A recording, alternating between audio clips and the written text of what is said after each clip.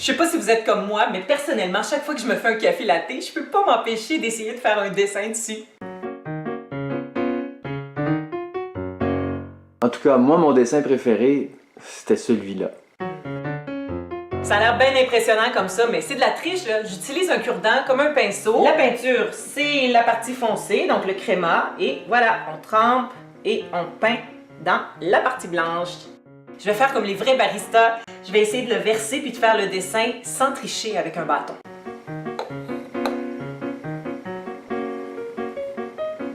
Ça a l'air d'un déversement de pétrole blanc. Ouais, je pense que j'ai besoin de suivre un cours. Non, des cours.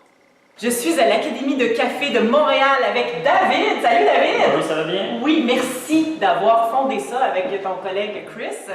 Première étape, on mousse. Non. Première étape, toujours faire le café en premier. Si je chauffe mon lait tout de suite, le lait et la mousse vont se séparer.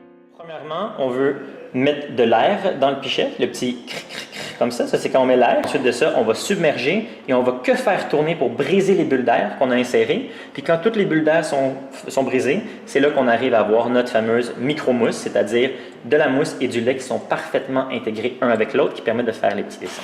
Ouais, on voit qu'il y a de la pression parce que ça crée un tourbillon. Exactement hein? ça. Ce serait important d'essayer de créer le tourbillon à la maison aussi, mais c'est plus difficile et c'est plus long. Et maintenant, l'heure latte. Je commence un petit peu plus haut pour que le lait est en dessous. Et je vais me rapprocher pour commencer mon dessin.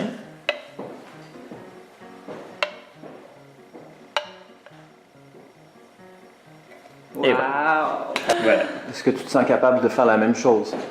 Attends, je suis dans l'émotion là. Dans l'émotion. C'est beau. Ben oui, c'est beau. Je suis pas trop jaloux, il m'a fait des cœurs. Le fameux mouvement. Là, je sais que c'est une question de subtilité dans le poignet. Exactement ça. Et moi, on sait que la subtilité... C'est pas ton fort. Alors ton espresso est prêt. Oui. C'est le grand moment.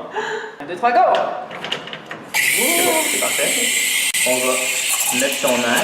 On entend le petit souffle de chose, on aime Exactement ça. Le tourbillon. Ouais. Tu peux l'arrêter. Et tu vas verser au milieu. Ensuite de ça, je vais te guider pour juste que tu comprennes bien comment faire. Donc, plus vite que c'est comme ça. Oui. Je reste toujours à Ouais, cette toujours. hauteur-là. Et là, tourne. on se rapproche. On se rapproche, puis on fait le petit mouvement. Hop, hop, hop, hop. Hop. Et voilà. Bon, c'était une fleur, finalement, que je voulais faire. C'était une fleur avec un petit cœur en haut ici.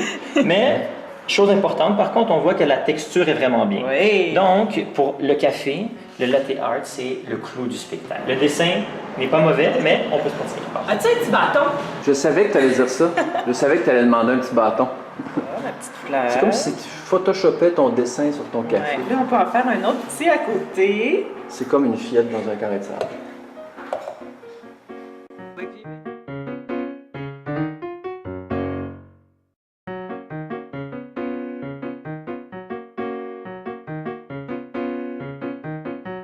Tu peux y goûter?